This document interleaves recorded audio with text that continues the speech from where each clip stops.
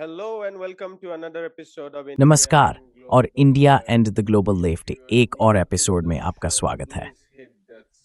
अगर आप इस शो में नए हैं तो कृपया सब्सक्राइब बटन दबाएं। साथ ही YouTube सदस्य बनने, संरक्षक बनने या विवरण बॉक्स में दिए गए लिंक के माध्यम से थोड़ी सी राशि दान करने पर भी विचार करें। अब बिना किसी देरी के मैं आज रात के हमारे अतिथि क्रिस हेजेस का स्वागत करना चाहूंगा। क्रिस एक अमेरिकी पत्रकार, लेखक और टिप्पणीकार हैं। Chris, India and the global left में अभी विड्रॉल दोबारा स्वागत है। Chris, welcome back to Indian Global Left. धन्यवाद। मुझे यहाँ आमंत्रण के लिए शुक्रिया। I want to focus on Israeli-American. मैं इजराइल अमेरिका के ईरान पर युद्ध पर ध्यान केंद्रित करना चाहता हूँ। शायद मैं आपसे ये पूछकर शुरुआत कर सकता हूँ कि इस युद्ध को ट्रंप की राष्ट्रपति अवधि के पिछले एक साल या उससे अधिक समय में हुई घटनाओं के संदर्भ में कैसे रखा जा सकता है। आखिरकार, चाहे वह वास्तविक था या नहीं, ट्रंप ने दुनिया में शांति लाने की बात की थी। लेकिन इस एक साल में हमने देखा है कि दुनिया के बाकी हिस्सों पर आर्थिक युद्ध थोपा गया, राष्ट्राध्यक्षों का अपहरण हुआ, एक नरसंहार को सक्षम और तेज किया गया, और अब ईरान पर एक ऐसा युद्ध छिड़ गया है जो तीसरे विश्व युद्ध में बदलने की धमकी दे रहा है। क्या आप इन घटनाओं को ट्रंप अभियान के संदर्भ में रख सकते हैं? In the context of what the Trump campaign was. Well, Trump has no coherent policy. देखिए, ट्रंप की कोई ठोस नीति नहीं है, न घरेलू स्तर पर न अंतर्राष्ट्रीय स्तर पर। वो बहुत आवेगशील हैं, बहुत बुद्धिमान नहीं हैं, और निश्चित रूप से विश्व मामलों की उनकी समझ बहुत सीमित है। आप उनकी किसी भी बात पर भरोसा नहीं कर सकते। इसलिए जब वो दावा करते हैं कि वो शांति के उम्मीदवार हैं या उन्होंने 8 युद्ध रोके हैं, ये सब उनके दिखावे का हिस्सा है। ये उनके आत्मप्रचार, विज्ञापन या जो भी आप कहना चाहें का हिस्सा है, लेकिन ये कोई वास्तविक नीति नहीं है। जहां तक पेंटागन या इस्राएली सरकार का सवाल है, वे पिछले 3 दशकों से संयुक्त राज्य अमेरिका को ईरान पर हमला करने के लिए उकसाने की कोशिश कर रहे हैं। खासकर पेंटागन ने हर बार इस पर रोक लगाई है, चाहे वह बुश, ओबामा, बाइडेन या कोई और राष्ट्रपति रहे हों, उन सभी कारणों से जो अब हमारे सामने स्पष्ट हैं।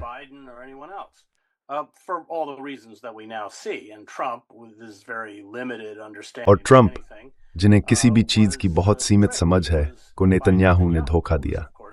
वही नेतन्याहू जो ईरान पर हमले की इस योजना के पीछे मुख्य प्रेरक रहा है। मेरा मानना है कि उसने ट्रंप को ये यकीन दिला दिया कि ये मादुरो जैसा मामला होगा। वे सर्वोच्च नेता को मार देंगे और फिर नेतृत्व की दूसरी पंक्ति घुटनों के बल बैठकर ट्रंप की हर बात मान लेगी। लेकिन जाहिर है, ट्रंप ये नहीं समझ पाए कि ईरान वेनेजुएला नहीं है। ईरान बिल्कुल अलग तरह का देश है, जिसमें संयुक्त राज्य अमेरिका, उसके खाड़ी सहयोगियों और वैश्विक अर्थव्यवस्था को दंडित करने की क्षमता है, जैसा उन्होंने कहा भी था कि वे करेंगे और जैसा वे कर भी रहे हैं।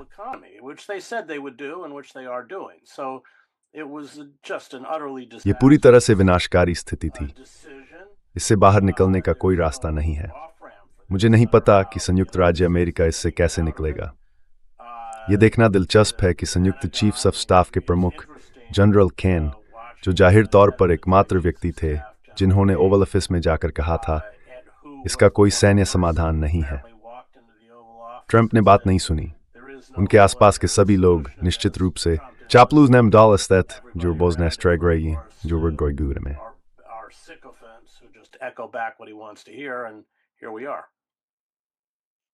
Polls have shown that सर्वेक्षणों से पता चला है कि ये युद्ध विशेष रूप से अलोकप्रिय है, या कम से कम बहुत लोकप्रिय नहीं है, यहाँ तक कि अमेरिकियों के बीच भी।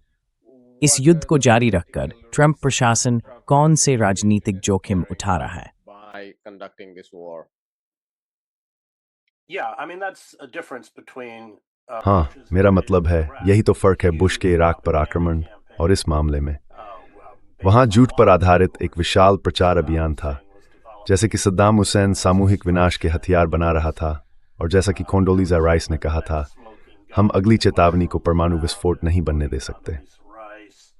कहा गया कि वह अलकायदा का समर्थन कर रहा था। ये सब झूठ था, लेकिन उन्होंने अमेरिकी जनता को युद्ध के समर्थन में लाने के लिए बहुत मेहनत की। ट्रंप प्रशासन ने ऐसा कोई प्रयास नहीं किया। उसने बस एक तरफा फैसला कर लिया कि ईरान के साथ टकराव में जाना है, जैसा कि आपने सही कहा, बहुत कम अमेरिकी समर्थन के साथ, यहाँ की रिपब्लिकन आधार में भी। इस युद्ध के बाद कोई समर्थन नहीं था, और मेरा मानना है कि ऐसा इसलिए हुआ क्योंकि ट्रंप ने नेतन्याहू की उस बात पर भरोसा कर लिया कि हम सर्वोच्च नेता को मारने जा रहे हैं।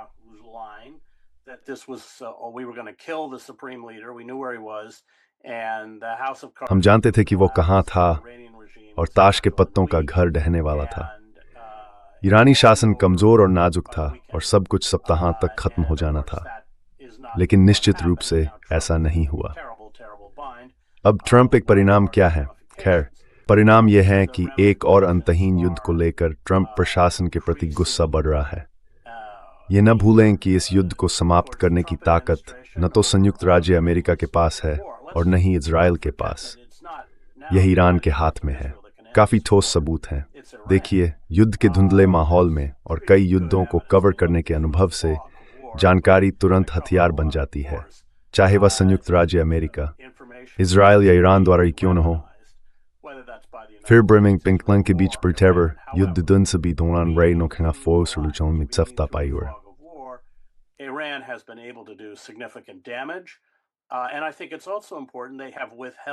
और मुझे लगता है कि यह भी महत्वपूर्ण है कि उन्होंने अपने सबसे शक्तिशाली मिसाइल सिस्टम और हथियारों को रोके रखा है ताकि इंटरसेप्टर खत्म हो जाए।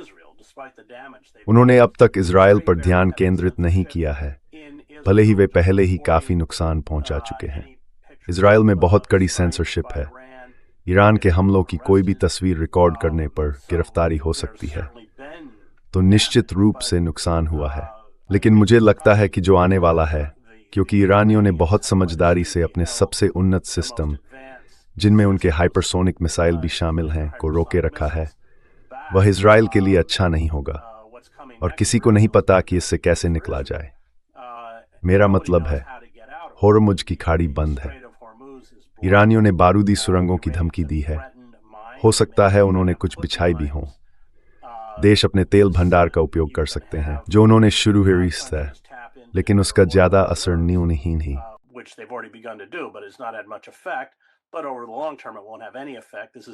लेकिन लंबे समय में इसका कोई असर नहीं पड़ेगा। ये यूरोपीय अर्थव्यवस्था के लिए और निश्चित रूप से भारतीय अर्थव्यवस्था के लिए विनाशकारी साबित होने वाला है। इसी वजह से ट्रंप प्रशासन ने कहा है कि अब वे रूस से तेल खरीद सकते हैं। ये सचमुच एक बहुत बड़ी आपदा है।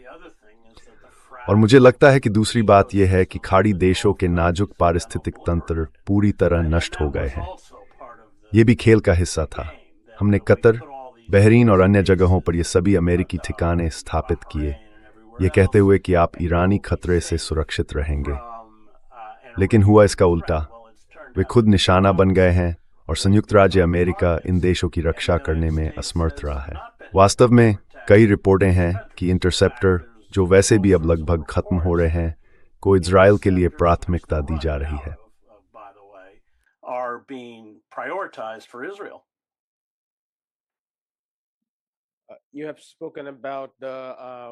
आपने इस युद्ध में ईरान द्वारा लिए गए नियंत्रण के बारे में बात की है। बेशक, मुख्यधारा की पश्चिमी मीडिया ने इसे पूरी तरह से छिपा और सेंसर कर दिया है। ये देखते हुए कि ईरान ने धीरे धीरे इस क्षेत्र में युद्ध पर नियंत्रण हासिल कर लिया है, आपको क्या लगता है कि ये कितने समय तक चलेगा? क्योंकि डोनाल्ड ट्रंप कह रहे हैं कि ये एक तेज बदलाव होगा। इसे लगता है कि वे युद्ध से बर्विंग से चाहते हैं और सेजनाने वर नहीं। To get off the war, but that's not going to happen. It'll go on as long as the Iranians want it to go on. यह तब तक चलता रहेगा जब तक ईरान इसे जारी रखना चाहता है। ईरान ये समझता है कि ये उसके अस्तित्व खतरा है और तुष्टीकरण काम नहीं करता। मेरा मतलब है, ईरानी नेतृत्व की गलत विनाशकारी रही है, क्योंकि सर्वोच्च नेता खामेनी वास्तव के अनियमित थे। मेरा मतलब है मितस्म है। याद कीजिए, उन्होंने बॉल जून की बमबारी अभियान में IRGC के प्रमुख को मार गिराया था। ईरान की प्रतिक्रिया लगभग प्रतीकात्मक थी। उन्होंने तो ये तक बता दिया था कि वे किन ठिकानों पर हमला करेंगे। जब उन्होंने कमांडर सुलेमानी को मारा, तब भी उन्होंने अमेरिका को बताया था कि किन ठिकानों को निशाना बनाया जाएगा। वह स्पष्ट रूप से संघर्ष नहीं चाहते थे। और निश्चित रूप से उनके हटने के बाद स्थिति बहुत स्पष्ट है।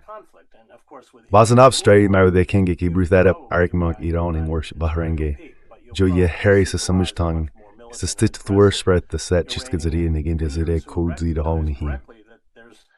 No negotiating their way out of this. And they do have the capacity to और उनके पास न केवल इस क्षेत्र की अर्थव्यवस्थाओं को पंगु बनाने की क्षमता है बल्कि वैश्विक अर्थव्यवस्थाओं को भी पंगु बनाने की क्षमता है और वे ठीक यही कर रहे हैं। मेरा मानना है कि ट्रंप प्रशासन जिस जाल में फंसने जा रहा है और इसके संकेत पहले से ही दिखाई दे रहे हैं वो ये है कि उन्हें लगता है कि वे बस लगातार तनाव बढ़ा सकते हैं। इसका मतलब है कि वे मूल रूप से नागरिक बुनियादी ढांचे और नागरिक लक्ष्यों पर और अधिक हमले या बमबारी करेंगे जिससे ईरान में पहले से ही काफी अधिक मौतों की संख्या और बढ़ जाएगी। मुझे नहीं लगता कि ये काम करेगा और ये बेहद खतरनाक है। अगर इजरायली ईरान में किसी जलवन हटाने वाले संयंत्र पर हमला करते हैं तो क्या होगा? खैर, इजरायली खुद जलवन हटाने पर बहुत अधिक निर्भर है। मेरा मानना है 4 या 5 बड़े संयंत्र हैं जैसे सऊदी अरब के पास भी हैं।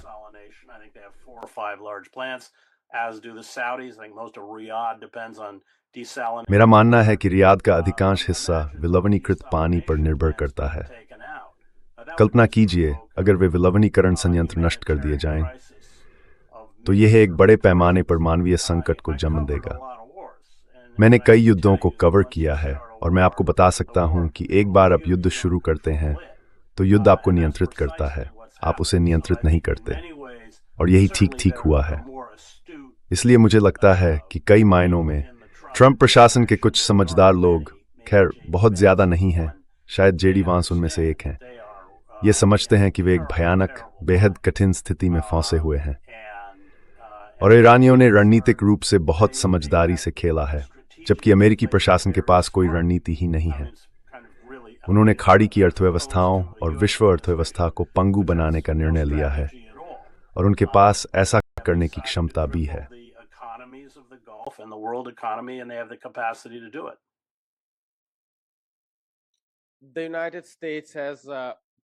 इस बार संयुक्त राज्य अमेरिका ने पिछले वर्ष जून में जो हमने देखा था उसकी तुलना में कहीं अधिक व्यापक और केंद्रीय रूप से भाग लिया है। हमने ये भी देखा कि 12 दिनों के युद्ध के बाद भी इजराइल बहुत खराब स्थिति में था। इस बार स्पष्ट रूप से संयुक्त राज्य अमेरिका अधिक संसाधन झोंक रहा है। पेंटागन की एक रिपोर्ट आज या शायद कल, जैसा कि न्यूयॉर्क टाइम्स ने बताया, में कहा गया कि युद्ध के पहले 6 दिनों की लागत ही $9 अरब से अधिक थी और इसमें कई सहायक खर्च शामिल नहीं थे। जैसे जैसे अमेरिका की ओर से लागत बढ़ने लगती है और डोनाल्ड ट्रंप की अप्रत्याशितता को देखते हुए क्या इजराइल और खाड़ी देश अधिक असुरक्षित स्थिति में आ जाएंगे और क्या इससे वे संयुक्त राज्य अमेरिका के साथ अपने अधीनस्थ संबंधों पर पुनर्विचार करेंगे?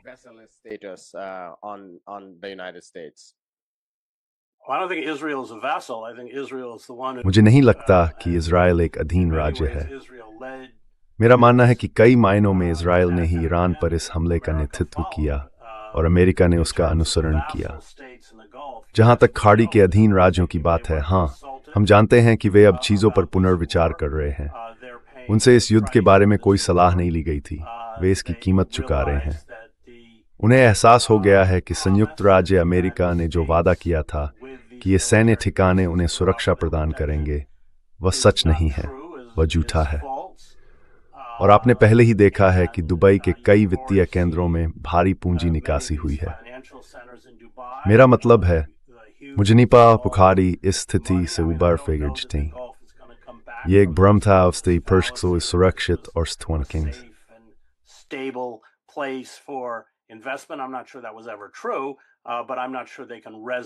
मुझे यकीन नहीं है कि वह कभी सच था, लेकिन मुझे यह भी यकीन नहीं है कि वे उस कल्पना को फिर से जीवित कर सकते हैं। इसलिए खाड़ी देशों के लिए इसके परिणाम गंभीर हैं। जहां तक इजराइल की बात है, स्थिति को समझना बहुत कठिन है, लेकिन ऐसा लगता है कि इजराइल चिंतित होने लगा है क्योंकि इंटरसेप्टर, खैर, यह तथ्य कि ईरानियों ने रडार प्रणालियों को निशाना बनाया है अत्यंत महत्वपूर्ण है, क्योंकि इससे संयुक्त राज्य अमेरिका और इजराइल भले ही पूरी तरह अंधे न हुए हों, फिर भी आने वाले हथियारों की पर्याप्त निगरानी करने में असमर्थ हो गए हैं। और आपने पहले ही इजराइल में शिकायतें सुनी हैं कि चेतावनी प्रणालियां काम नहीं कर रही हैं, सायरन नहीं बज रहे हैं, खासकर हिजबुल्लाह की ओर से भेजे जा रहे हथियारों के साथ। तो इजराइल में चीजें बिखर रही हैं।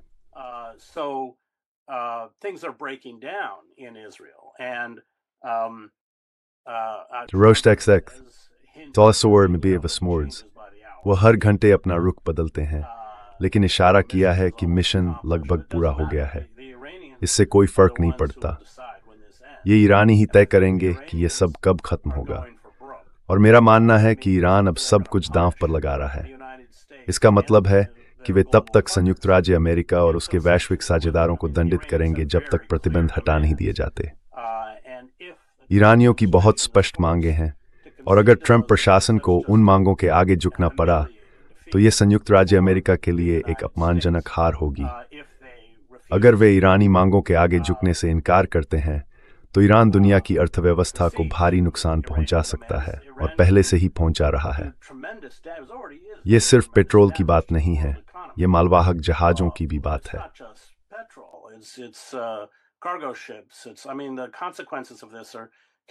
मेरा मतलब है इसके परिणाम विनाशकारी होंगे। यही कारण है कि अमेरिकी पेंटागन ने पहले की सरकारों द्वारा ईरान के साथ युद्ध करने के किसी भी प्रयास या विचार को सख्ती से रोक दिया था। मेरा मतलब है ट्रंप ने यह हास्यास्पद समाधान प्रस्तावित किया कि अमेरिकी युद्धपोत होर्मुज जलडमरूमध्य से गुजरने वाले टैंकरों और मालवाहक जहाजों को एस्कॉर्ट करेंगे। मुझे यकीन है कि नौसेना के कमांडरों ने बहुत जल्दी ट्रंप को इस विचार से हटा दिया होगा, क्योंकि वह जलडमरूमध्य बेहद संकरा है, कुल मिलाकर लगभग 28 किलोमीटर चौड़ा, लेकिन वास्तविक नौवहन मार्ग इससे भी संकरे हैं। और ये सिर्फ बारूदी सुरंगों या मिसाइल बैटरियों की बात नहीं है जिन्हें ईरान ने पूरे जलडमरूमध्य में तैनात किया हुआ है। यहाँ तक कि तोपखाने के गोले भी उन जहाजों को निशाना बना सकते हैं। मेरा मतलब है ये तो एक तरफा मारकाट जैसा होगा। इसका नतीजा वैसा ही होगा जैसा नीज ऑफ फाउज में रूसी शाही नौसेना का जापानियों के खिलाफ हुआ था, जिन्हें उन्होंने उसी तरह के तिरस्कार और नस्लवाद के साथ देखा था, और पूरी बेड़ा डूब गया था। And racism, and the entire fleet was sunk. And it is not just the global economy, it's also the US. और ये केवल वैश्विक अर्थव्यवस्था की बात नहीं है, ये अमेरिकी अर्थव्यवस्था की भी बात है, जो पहले से ही भारी दबाव झेल रही है। मेरा मतलब है टैरिफ का असर पहले ही दिखने लगा था, लेकिन अब कृषि उत्पादों की कीमतें बढ़ रही हैं। सिर्फ तेल ही नहीं, बल्कि उर्वरक भी, क्योंकि ये सोयाबीन और मक्का की कटाई का मौसम है और इनपुट लागतें बढ़ रही हैं। जैसे जैसे तेल की कीमतें बढ़ती जा रही हैं, रिपोर्टें कहती हैं कि वो 7 मिलियन बैरल जारी करने के बावजूद कीमतों में गिरावट नहीं आई है, क्योंकि उम्मीद है कि युद्ध जारी रहेगा। इससे फेडरल रिजर्व को ब्याज दरें बढ़ाने के लिए मजबूर होना पड़ेगा, जिससे विकास और धीमा हो जाएगा, जबकि नौकरी का बाजार पहले से ही कमजोर है। क्या आपको लगता है कि अमेरिकी अर्थव्यवस्था पर इस आर्थिक प्रभाव से घरेलू राजनीति में ऐसी परिस्थितियां बन सकती हैं जो ट्रंप को झुकने के लिए मजबूर कर दें? US domestic politics that might force Trump to concede. Yes, but I mean, it's not the United States is. हाँ, लेकिन मेरा मतलब है ऐसा नहीं है। संयुक्त राज्य अमेरिका तेल के मामले में काफी हद तक आत्मनिर्भर है। ये यूरोप है, ये यूरोप, जापान, दक्षिण कोरिया है। ये वे लोग हैं जिन्हें वास्तव में इसकी कीमत चुकानी पड़ेगी, और मुझे नहीं पता कि ये सब कैसे खत्म होगा। मुझे नहीं पता कि किस हद तक इजराइल और संयुक्त राज्य अमेरिका हताशा में स्थिति को और बढ़ाएंगे, खासकर अगर इजराइल को गंभीर रूप से दंडित किया जाने लगे, जैसा कि मैं उम्मीद करता हूं। ये सब अनजान बातें हैं। आप ये नहीं बता सकते कि इस तरह की चीजें, एक बार जब आप उस पैंडोरा के बक्से को खोल देते हैं तो ये कहां तक जाएगी। मुझे अल्पावधि में न तो अमेरिका के लिए और न ही इजराइल के लिए कोई रास्ता दिखता है, और हताशा में मुझे डर है कि वे ईरानी शहरों को नष्ट करना शुरू कर देंगे। ये निश्चित रूप से इजराइल का लक्ष्य है। मेरा मतलब है, ये याद रखना महत्वपूर्ण है कि संयुक्त राज्य अमेरिका और इजराइल के उद्देश्यों में अंतर है। The objective of the United States and Israel is different. Israel wants to turn Iran into a failed state. Israel चाहता है कि ईरान को एक असफल राज्य में बदल दे, जैसे उसने सीरिया के साथ किया, जैसे उसने लीबिया के साथ किया, और ये भी कहा जा सकता है जैसे उसने इराक के साथ किया, क्योंकि तब कोई खतरा नहीं रहेगा। वे अमेरिका को गड़बड़ी साफ करनी छोड़ सकते हैं। संयुक्त राज्य अमेरिका शासन परिवर्तन चाहता है। ये दोनों बहुत अलग उद्देश्य हैं, और इसलिए Winsing, Yavaradan Ustrodwerbert, Ubraze Toothap Persti Force, Gazadmo Brober, ये एक तरफ की चिपोर्ड। दफौफ, मुझे नहीं लगता कि इज़राइल ने ईरानियों की उस क्षमता को ठीक से समझा है जिससे वे खुद इज़राइल को नुकसान पहुंचा सकते हैं। और इज़राइल एक बहुत छोटा देश है, डाक टिकट जितना छोटा। इसकी आबादी लगभग 6 मिलियन है। ईरान की आबादी उससे 10 गुना से भी अधिक, 90 मिलियन से ऊपर है, और ये एक बहुत बड़ा देश है, लगभग पश्चिमी यूरोप के आकार का।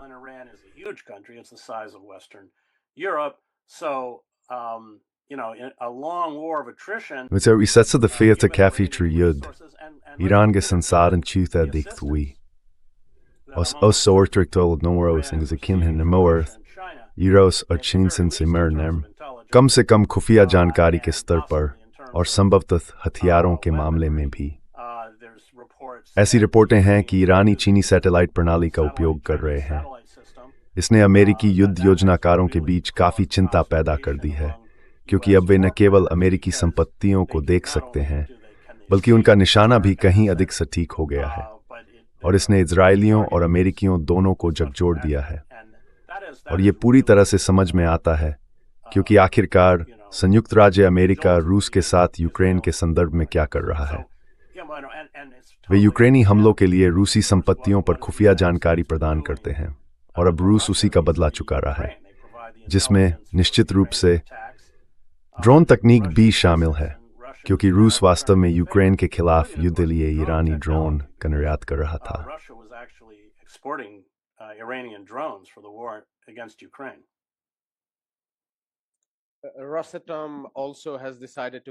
रोसाटॉम ने यह भी तय किया है कि वह बुशेयर स्थल पर अपने लगभग 650 कर्मचारियों को बनाए रखेगा, जहां वे 3 परमाणु संयंत्र बना रहे हैं।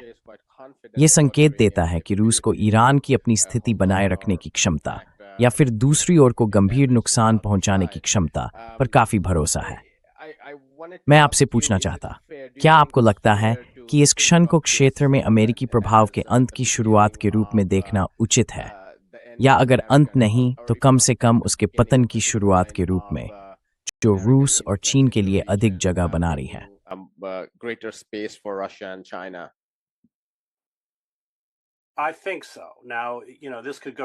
मुझे भी ऐसा ही लगता है। देखिए, ये 2 तरह से जा सकता है। जब यह संघर्ष समाप्त होगा तो संयुक्त राज्य अमेरिका खाड़ी देशों के पास जाकर कह सकता है, आपको हमारे और हथियारों की, हमारे और ठिकानों की जरूरत है। ईरान एक अस्तित्वगत खतरा है, लेकिन मुझे यकीन नहीं है कि बात ऐसे ही आगे बढ़ेगी। मेरा मानना है कि खाड़ी देश, कम से कम जितना मैंने पढ़ा है, गहराई से खुद को धोखा खाया हुआ महसूस कर रहे हैं, जैसा कि उन्हें करना भी चाहिए, खासकर यह देखते हुए कि संयुक्त राज्य अमेरिका ने साफ कर दिया है कि उसकी प्राथमिकता इजराइल की रक्षा है, न कि क्षेत्र के किसी और की। तो हाँ, मुझे लगता है कि संभावित रूप से, और मैं ये एक पत्रकार के तौर पर कह रहा हूं जो भविष्यवाणी नहीं करता, ये स्थिति क्षेत्र में संयुक्त राज्य अमेरिका की पहुंच और प्रभुत्व को पूरी तरह मिटा सकती है। लेकिन यह तो अमेरिकी साम्राज्य के पतन और क्षय की व्यापक दिशा का ही एक हिस्सा है, उस गाथा का बस एक और अध्याय।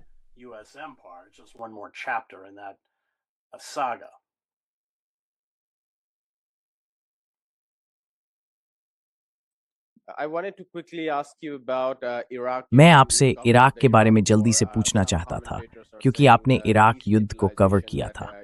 कुछ टिप्पणीकार कह रहे हैं कि ईरान में जो अस्थिरता इजराइल पैदा करना चाहता है, वह वास्तव में इराक में शुरू हो रही है। वहां इसके संकेत भी दिख रहे हैं, जैसे एरबिल में मिसाइल हमला, तिम्मा जो एक ऐसा शहर है जहां कुर्द आबादी काफी अधिक है और अलग अलग समूह आपस में लड़ रहे हैं। क्या आपको लगता है कि जैसे जैसे युद्ध लंबा खिंचता जा रहा है, हम ईरान की बजाय इराक में अधिक अस्थिरता देख सकते हैं?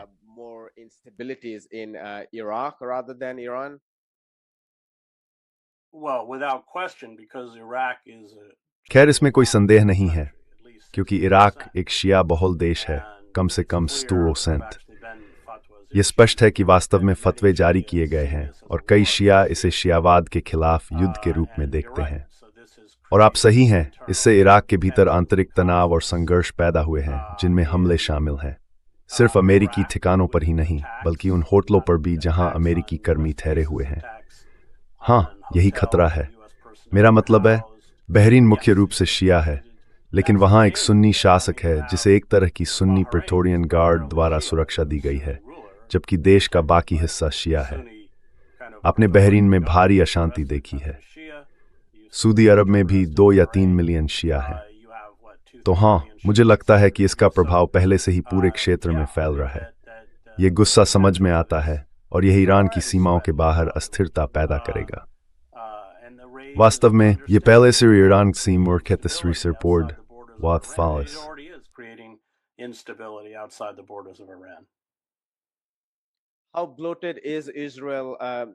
आपके आकलन में इजराइल कितना फूला हुआ है, ये देखते हुए कि उन्होंने फिर से लेबनान के साथ युद्ध को तेज कर दिया है। अब वे लेबनान पर स्थायी रूप से कब्जा करने की धमकी दे रहे हैं। राष्ट्रपति ऑन को धमका रहे हैं, ये कहते हुए, अगर तुम तुरंत हिजबुल्लाह को निरस्त नहीं करते तो हम तुम्हारे पूरे देश पर नियंत्रण कर लेंगे। ऐसी भी रिपोर्टें हैं कि वे सोमालिलैंड में अनुबंधों पर हस्ताक्षर कर रहे हैं ताकि नए वायु ठिकाने बनाए जा सकें, जहां से वे यमन में अंसार अल्लाह पर हमला कर सकें। वे निश्चित रूप से ईरान के साथ ये युद्ध चला रहे हैं। वे कितने फूले हुए हैं। वे सीरिया में हवाई हमले कर रहे हैं, तुर्की के साथ एक तरह के अप्रत्यक्ष संघर्ष में फंसे हुए हैं और शायद अंततः तुर्की को तोड़ना चाहते हैं। बेशक अमेरिका अभी उनका समर्थन कर रहा है और ऐसा लगता है कि वे इससे बच निकल रहे हैं, लेकिन वे कितने फूले हुए हैं और क्या ये सब अचानक ढह सकता है?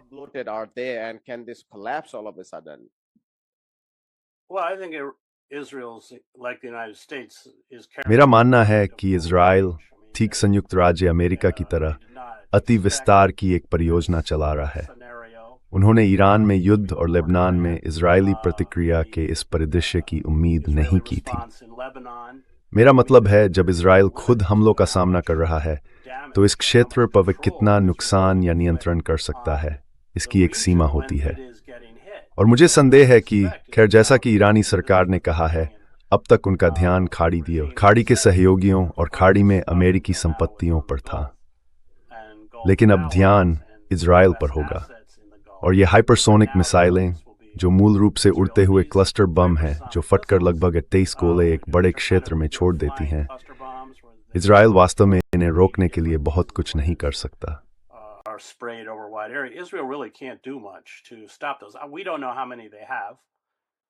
हमें नहीं पता कि उनके पास कितने हैं। ऐसा लगता है कि उनके पास बहुत हैं। हमें यह भी नहीं पता कि इजराइल और संयुक्त राज्य अमेरिका ईरान में बैलिस्टिक मिसाइलों को किस हद तक नष्ट करने में सक्षम रहे हैं, लेकिन इस बात के सबूत हैं कि वे जमीन के नीचे दबी हुई हैं, जिन्हें देखा नहीं जा सकता। और जब ईरान ने प्रक्षेपण तस्वीरें जारी की हैं, तो दिलचस्प बात यह है कि जब वे जमीन से ऊपर निकलती हैं तो बहुत बड़ी धूल के बादल उठते हैं, क्योंकि वे ढकी हुई होती हैं। वे ऐसे साइलों में हैं जिनका स्थान किसी को नहीं पता। तो ये अगला चरण है। मुझे नहीं लगता कि ये इजराइल के लिए अच्छा जाएगा। ये निश्चित रूप से संयुक्त राज्य अमेरिका के लिए भी अच्छा नहीं जा रहा है। और अगर ईरान इजराइल को दंडित करना शुरू कर सकता है तो उसकी फाइमाओं से परे शक्ति प्रदर्शित करने की क्षमता कम हो जाएगी, चाहे वह लेबनान, सीरिया, यमन या ईरान में हो।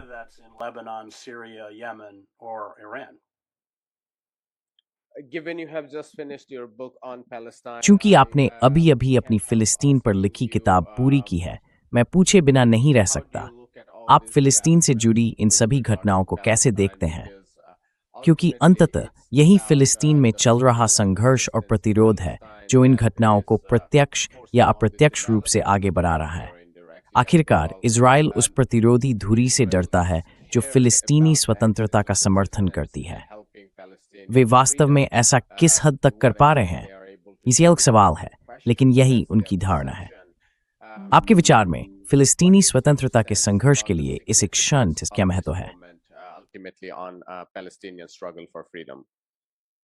Well, those forces that खैर वे ताकतें जिन्होंने फिलिस्तीनी मुद्दे को सहायता या समर्थन दिया था अब काफी हद तक निष्क्रिय हो चुकी हैं। फजर हमलों के साथ हिजबुल्लाह, असद शासन का पतन।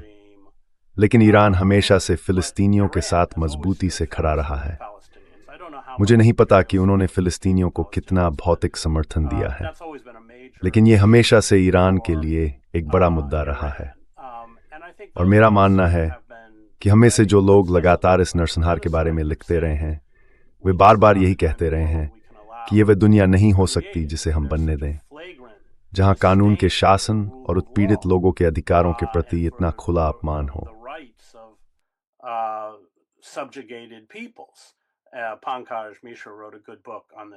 पंकज मिश्रा ने इस विषय पर एक अच्छी किताब लिखी है, द वर्ल्ड आफ्टर गाजा। संयुक्त राज्य अमेरिका और यूरोपीय देशों द्वारा कानून के शासन का पालन करने और नरसंहार को रोकने से इनकार करना, जिसका अर्थ है हथियारों की आपूर्ति रोकना, निर्णायक है। क्योंकि अगर संयुक्त राज्य अमेरिका हथियारों की आपूर्ति बंद कर दे तो नरसंहार समाप्त हो जाएगा।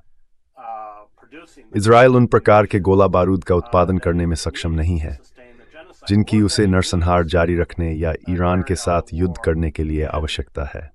और तर्क यह था कि अगर हम इसे होने देते हैं तो कई नरसंहारों में पहला होगा।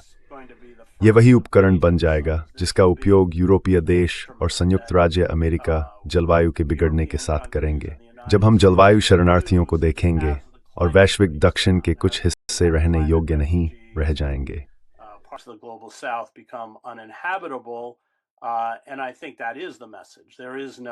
और मुझे लगता है कि यही संदेश है।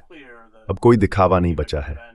मेरा मतलब है, साफ कहें तो जिनेवा कन्वेंशन और बाकी सब संयुक्त राष्ट्र चार्टर अक्सर संयुक्त राज्य अमेरिका द्वारा नज़रअंदाज किए गए थे, लेकिन कम से कम उन्हें एक आदर्श के रूप में प्रस्तुत किया जाता था। अब तो ये दिखावा भी नहीं बचा कि इन सब का कोई महत्व है। इजराइल अपने गठन के समय से ही एक कानून विहीन राज्य रहा है, और संयुक्त राज्य अमेरिका ने भी अंतर्राष्ट्रीय मानवीय कानून के संदर्भ में वियतनाम से लेकर इराक तक तरह तरह की गैर कानूनी गतिविधियां की हैं। लेकिन अब वे मानवीय कानून के प्रति औपचारिक सम्मान दिखाने की भी जरूरत नहीं समझते। हम सब इस नरसंहार को देख रहे हैं जो जारी है, बस इसे धीरे धीरे अंजाम दिया जा रहा है।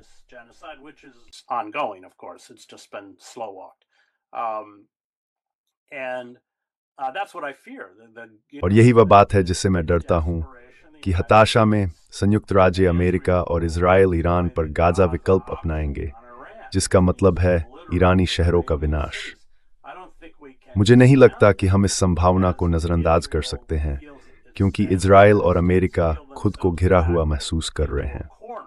संयुक्त राज्य अमेरिका मुख्यतः आर्थिक कारणों से, हालांकि मैं ये जोर देना चाहता हूं कि अमेरिका को यूरोप की तरह या जापान की तरह, जो तेल का उत्पादन नहीं करता, उतना नुकसान नहीं होगा, फिर भी उसे झटका लगेगा। लेकिन इजराइल एक अस्तित्वगत संकट का सामना करना शुरू कर सकता है, और मैं उस दिशा में नहीं जाना चाहता। लेकिन इजराइल के पास 3 स्नॉड परमाणु वारहेड है।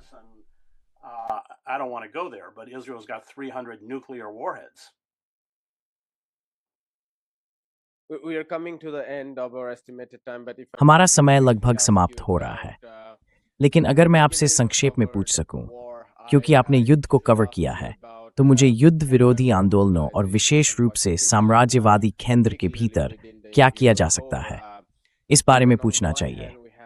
एक ओर हमने देखा है कि ये युद्ध लोकप्रिय नहीं है, दूसरी ओर हमने संयुक्त राज्य अमेरिका में लोगों को सड़कों पर उतरते हुए नहीं देखा है। ये 2002 और 2003 के समय से बिल्कुल विपरीत है, जब युद्ध के लिए कुल समर्थन अब की तुलना में कहीं अधिक था। फिर भी उस समय विरोध करने वाले लोगों की संख्या कहीं अधिक थी। मेरा मानना है कि इसका एक हिस्सा सोशल मीडिया के उदय से जुड़ा है। लोग अपनी असहमति ऑनलाइन व्यक्त कर रहे हैं, लेकिन साथ ही राजनीतिक दलों और अन्य कार्यवाही के रास्तों के प्रति गहरा संशय भी है। मैं ये जानने के लिए बहुत उत्सुक हूं कि हम इस क्षण का उपयोग कैसे कर सकते हैं। हमारी जिम्मेदारी क्या है, विशेष रूप से अमेरिकियों के लिए, इस युद्ध का विरोध करने की और हमें अमेरिकी शहरों में किस प्रकार के आंदोलनों को देखना चाहिए? should we see in the American cities? Well, it's not just the war. It's the rise. खैर, ये सिर्फ युद्ध की बात नहीं है। ये संयुक्त राज्य अमेरिका के भीतर एक अधिनायकवादी राज्य के उदय की बात है। एक ऐसा राज्य जो कई मायनों में मोदी के भारत की नकल करता है, जिसमें सतर्कता बलों का उपयोग शामिल है। ये मिलिशिया जो आरएसएस से प्रेरित हैं। मुझे नहीं पता वे कहाँ से आते हैं, लेकिन हमने आईसीई के साथ उसी चीज की नकल की है। अमेरिकी कानूनी प्रणाली ढह रही है और जन आंदोलन ही हमारे पास बचा एकमात्र हथियार है।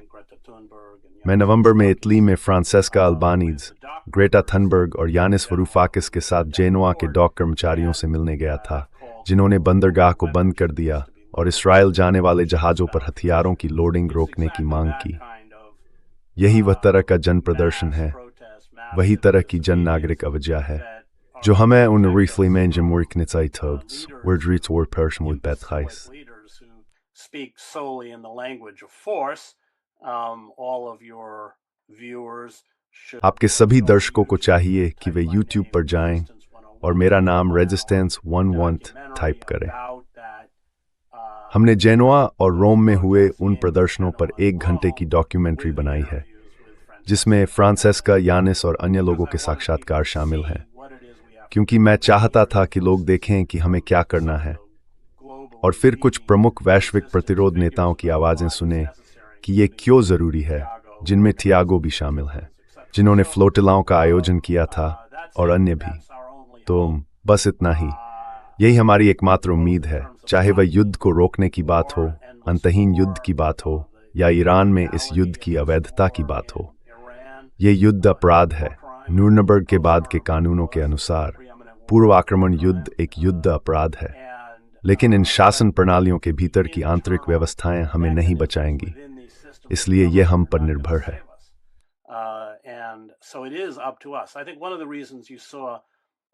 मेरा मानना है कि जिन कारणों से आपने इराक युद्ध के दौरान विरोध प्रदर्शन देखे थे, लेकिन ईरान युद्ध के दौरान नहीं देख रहे हैं, उनमें से एक यह है कि इराक युद्ध से पहले बहुत बड़ी तैयारी की गई थी। उस युद्ध को अंजाम देने का इरादा वास्तविक आक्रमण शुरू होने से कई हफ्ते पहले ही स्पष्ट कर दिया गया था। इस युद्ध में आपके पास स्टीव विटकॉफ और जेरेड कुशनर द्वारा संचालित नकली वार्ताएं थीं। 2 ऐसे लोग जिनका मध्य पूर्व में किसी भी तरह की वार्ता करने से कोई लेना देना नहीं होना चाहिए। यह अमेरिकी साम्राज्य का एक और पहलू है। उसने अपने राजनीतिक तंत्र को लगभग समाप्त कर दिया है। इसलिए यह झूठा दिखावा किया गया कि कोई वार्ता के जरिए समाधान निकल सकता है, जबकि वास्तव में हम सब जानते कि अमेरिकी सेनाओं, विशेष रूप से नौसैनिक बलों की भारी तैनाती के साथ अचानक हमले की संभावना हमेशा बनी हुई थी।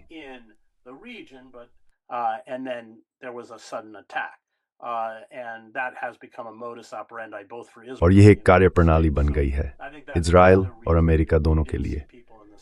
मेरा मानना है कि यही एक और कारण है कि आपने लोगों को सड़कों पर नहीं देखा, क्योंकि यह बिना किसी चेतावनी के या बहुत कम चेतावनी के साथ हुआ।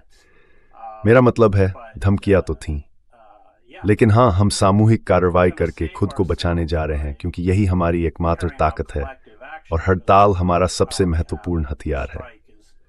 हम तेजी से, मैं उन पूर्व लोकतंत्रों की बात कर रहा हूं, जैसे संयुक्त राज्य अमेरिका, एक ऐसे दौर में जा रहे हैं जहां लोकतंत्र अब नहीं रहा। संयुक्त राज्य अमेरिका अब लोकतंत्र नहीं रहा, ये तो स्पष्ट है। लेकिन हम तेजी से उन प्रकार के निंकुश पुलिस राज्यों में बदल रहे हैं जिन्होंने पहले ही भारत जैसे स्थानों में सत्ता पर कब्जा कर लिया है। मेरा मतलब है, मोदी ट्रंप का एक अधिक बुद्धिमान, कोई ऊंचा मानक नहीं है, लेकिन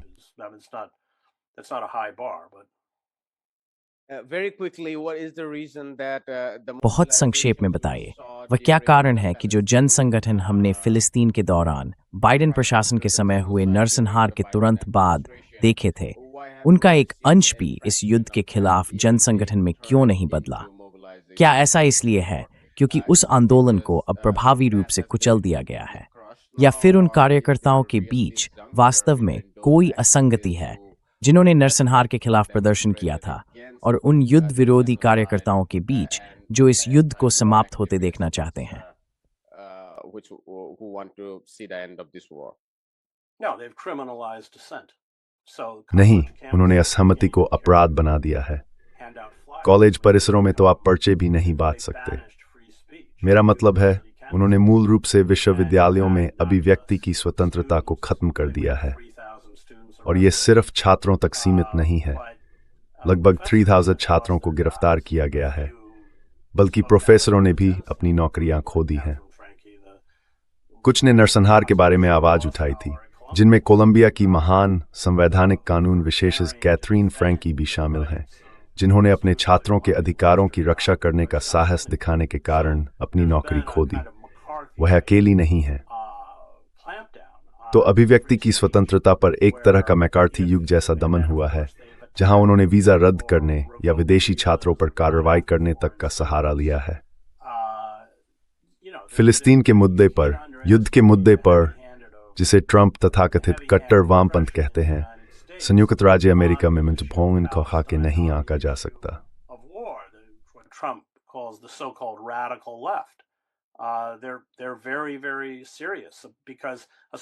वे बहुत गंभीर हैं, खासकर जब ट्रंप प्रशासन अधिक से अधिक अमेरिकियों के लिए अस्वीकार्य होता जा रहा है, और जब उसकी नीतियां, चाहे वह आईसीस हो, मिनियापोलिस की सड़कों पर निहत्थे नागरिकों को गोली मारना हो, या ईरान के साथ ये युद्ध, उसकी कुप्रबंधन की प्रवृत्ति और स्पष्ट होती जा रही है, तो दमन भी और स्पष्ट होता जाएगा। यही एक अधिनायकवादी शासन का तरीका होता है। अधिनायकवादी शासन कभी भी बहुमत का समर्थन नहीं पाते, शायद शुरुआत में थोड़ा बहुत, लेकिन आमतौर पर तब भी नहीं। मेरा मतलब है, मुझे नहीं लगता कि नाजियों का समर्थन कभी 37% से ऊपर गया था, या कुछ ऐसा ही। तो देखिए, यही वे करते हैं। उन्हें इस बात की परवाह नहीं कि आप या मैं क्या सोचते हैं। उन्हें कोई फर्क नहीं पड़ता, और वे किसी भी चीज को, चाहे वह कितनी भी कमजोर या छोटी क्यों न हो, कुचल देंगे जो उनके सत्ता पर मृत्यु जैसे शिकंजे को चुनौती देती हो। और आप ये कम नहीं आंक सकते कि ये सब अमेरिका में कितनी दूर तक जा चुका है और कितनी तेजी से।